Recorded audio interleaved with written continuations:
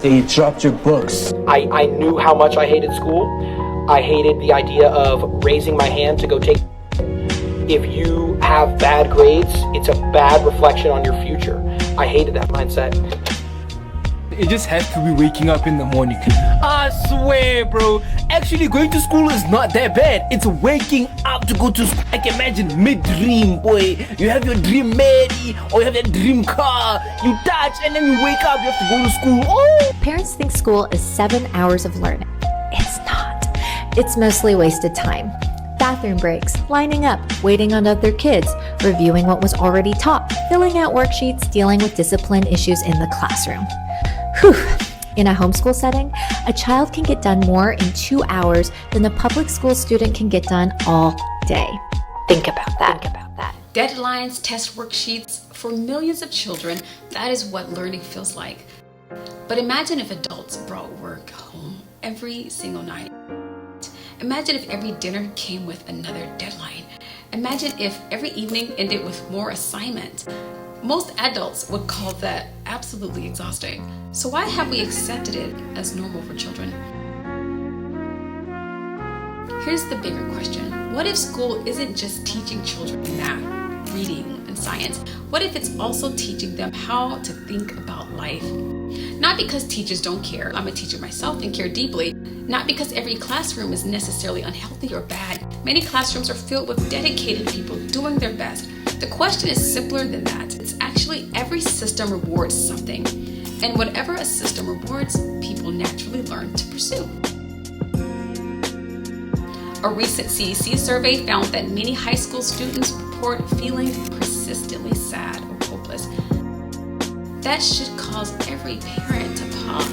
Children spend thousands of hours in school.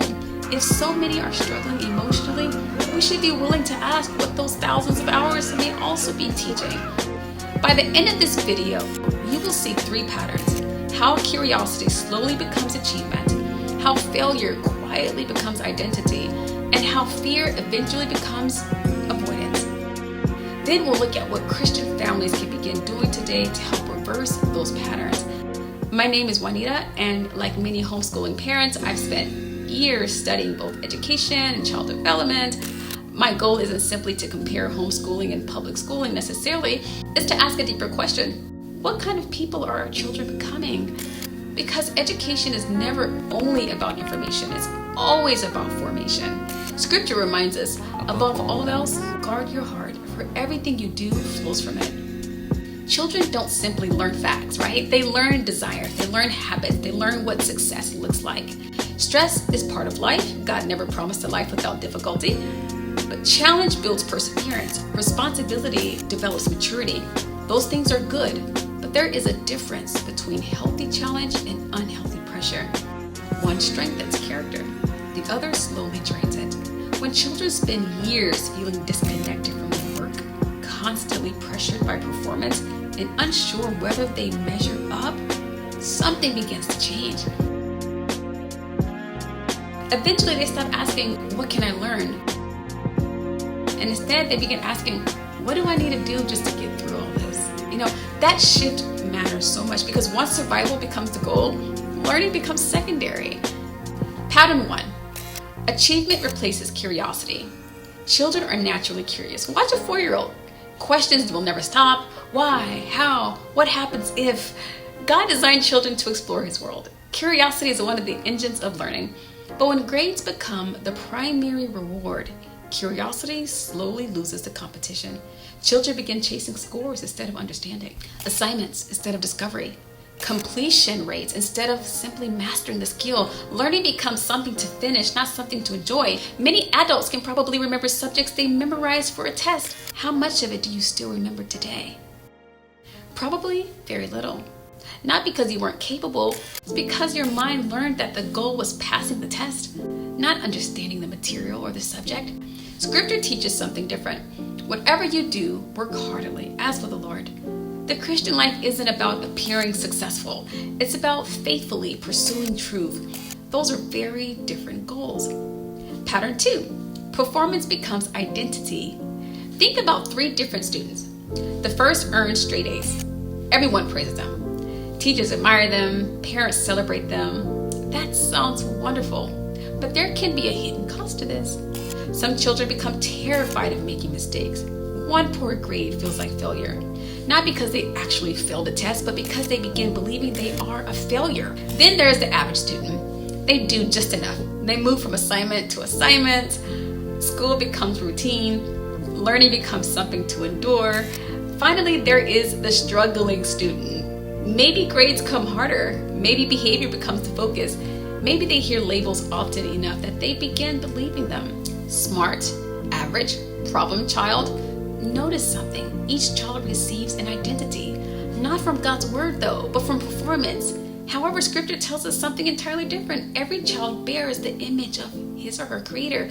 Every child has dignity. Every child has gifts. Grades may describe performance on one assignment. They do not determine a person's worth. When children confuse these two or conflate them, discouragement often follows. So pattern 3, fear replaces courage. Once curiosity fades and identity becomes tied to performance, something happens. Children become cautious. They avoid difficult things, not because they lack ability, because they fear failure. That fear doesn't always stay inside school. It follows them into friendships, into careers, into ministry, into life, into their relationship with God. And yet God tells us another story after story of ordinary people stepping into difficult situations like Moses, Esther, David, Peter. None of them succeeded because they never failed. They grew because they trusted God enough to keep trying. And failure was never the end. It became part of God's work in their lives. Research on creativity has shown declines over time during the school years. School isn't the only reason. Parents matter, technology matters, culture matters. Every family is different. But one question is worth asking. Are our children becoming more willing to attempt difficult things or less willing? Because courage grows through practice, not comfort. What families can do here are 3 practical places to begin.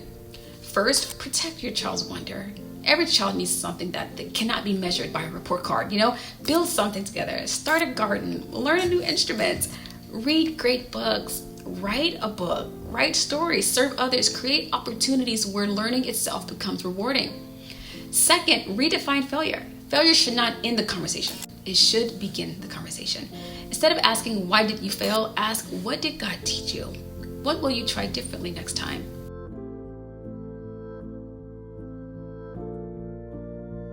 Growth often begins where comfort ends.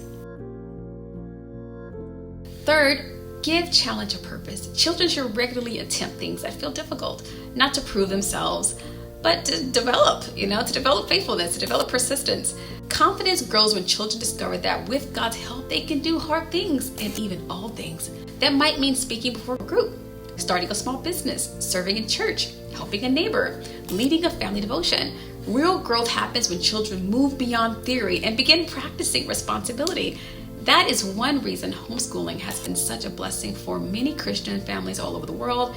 It gives parents freedom to shape not only what children learn, but how they learn. Academic subjects still matter. Reading matters, writing matters, mathematics matters, but character matters too. Wisdom matters too. Service matters. Faith matters, because the ultimate goal of education is not producing impressive resumes. It is raising faithful disciples. School can shape habits. Culture can shape desires, but parents still carry the greatest responsibility before God. Deuteronomy reminds us to teach our children diligently when we sit in the house, when we walk along the road, when we lie down, when we rise. Education was never meant to stay inside a classroom. It was always meant to flow through everyday life. If we want stronger children who love truth, who embrace challenge, who find their identity in Christ instead of performance, then we must teach more than information. We must disciple the heart, because grades may open doors, but godly character prepares children to walk faithfully through them. Thank you so much for watching this video today. That's all I have for you. I just pray that God will continue to give you wisdom and divine assistance and drive to continue to help your child, strengthen them by the grace He provides. Until next time, God bless.